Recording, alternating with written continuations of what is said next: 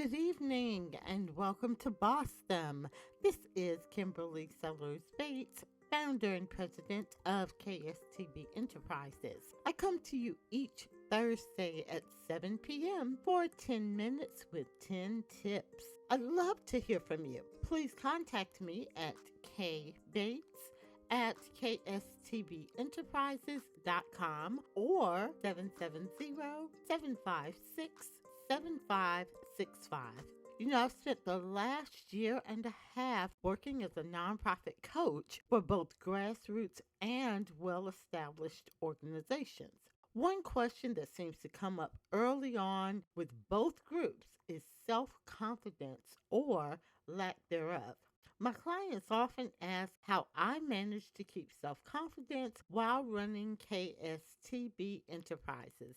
That's an interesting question to answer because many believe that you're either born with or without confidence. I used to believe that myself. However, experiences within the last few years have shown me why I now disagree with that old adage. The reality is that no one is born with limitless self confidence. If someone seems to have incredible self confidence, it's because he or she has worked on building it for years. You can have the highest level of self confidence, and at some point in time, a situation in business or life in general can deflate it, even if it's just for a moment. Confidence is a crucial building block in a successful career. Whether you fully embrace it, you will feel like a character in the Dr. Seuss book, Oh, the Places You Will Go. It can and will take you to places you never thought possible. With the proper guidance and hard work, anyone can become more confident. Once you pass a certain point, you'll start to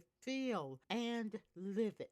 When people sign up for my seminars and classes, I give them an assessment. One of the things that I'm looking for is the level of confidence in themselves and their abilities to start and sustain a company or a nonprofit organization. I sincerely believe that you can't be a successful leader without first building confidence. Again, you don't necessarily have to be born with it, but there are tried and true ways that you can build it. Here are some practical ways to build your confidence. Have a clear vision and stick to it. One way to build your confidence is to have a sense that you are in control. I always ask people what their passion is. Many of you have emailed, texted, or called me to let me know that you found your passion. That is awesome. Now that you've identified it and developed your vision, I need you to stick with it. Realize, though, that there will be naysayers and people who will try to minimize your idea. Don't allow others to sway your thinking or put their ideas into your head. Your vision is your game plan, and it will keep you on track. Next, know that you are meant to be a success. Why would your staff, clients, or anyone else believe in you, your ideas, or your business if you don't believe in them yourself? We can sometimes be our own worst enemy. Listen, we can also sometimes be our own worst critic. I don't want you to allow that. Instead of saying that you can't, start saying that you can. Visualize yourself as the awesome and successful person that you are. You can and you will achieve your goals. Remove the self-doubt barrier. No one is stopping you from what you want to accomplish but yourself. Next, be thankful for your wins. Business owners are driven. We work daily to achieve our goals. When we get a win, we immediately race to the next goal. That's great, but I have learned to take a minute and celebrate the current win. After all, you worked hard and deserve to be happy. And you will need to remember this feeling, but when things aren't going so well, it's during those challenging times that you can focus not on your to-do list, but rather on your I did it list. Next, learn from your mistakes and keep moving. This is a tough one for me. It took me a long time not to continue to beat myself up over a mistake. It could be anything: forgetting to return a phone call, not getting an important signature, being tardy for a meeting. I could go on and on. My confidence level would plummet. But about 3 years ago, I learned instead to review what caused the mistake and come up with a solution to ensure that it doesn't happen again. Dwelling on mistakes instead of moving forward robs us of our future successes. Learn from your mistakes and move on. Next, become an expert in your field. I spend time in my classes advising participants and students to learn all they can about their chosen industry. I spend a lot of time reading about best practices, and it does wonders. Stay current and know what's relevant in your field. It's important. Invest in yourself by taking seminars and courses that keep you up to date on your industry. Make it a priority to network and connect with colleagues who serve a similar audience.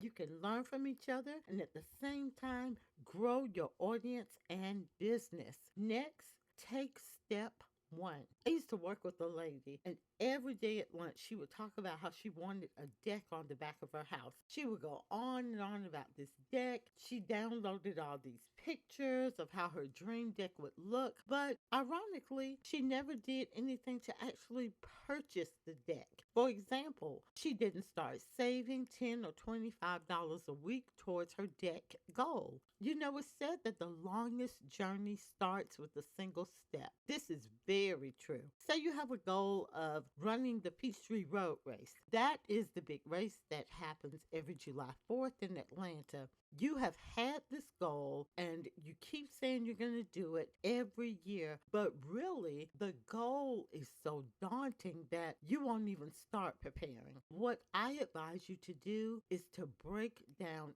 any goal that you have into smaller segments. Then you'll start doing what you need to do to prepare, and your attitude will actually change. You'll begin to think positively about the goal because you're actually moving towards it. Pretty soon, those 6.2 miles will seem doable, and in no time, you will have completed that Peachtree Road Race and have the t-shirt and medal to prove it. Finally, I need you to get out of your comfort zone. You know, this is the one that I believe in the most.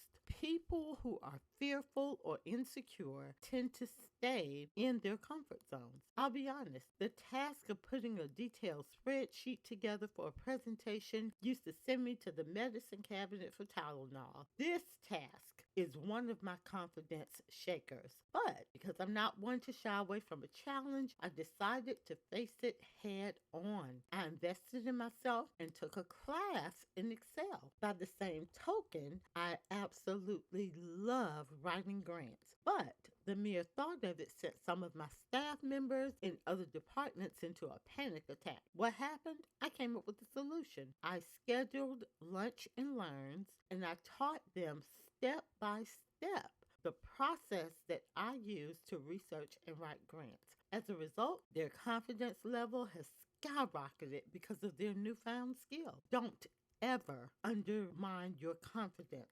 Look at your calendar right now and schedule a class or seminar on something that you're not comfortable with. Get out of your comfort zone. Invest in yourself. Believe that you can and will be a success. I want you to really think about this. Isn't it time for you to get out of your comfort zone? Although familiarity may feel comforting, it's often a hidden trap.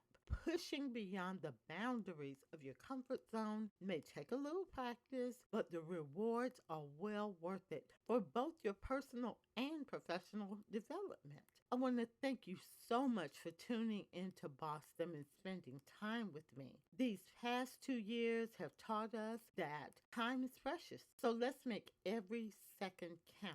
This is Kimberly Sellers Bates, founder and president of KSTB Enterprises. I come to you each Thursday at 7 p.m. for 10 minutes with tips, talks, and motivation to help you achieve both your personal and professional goals.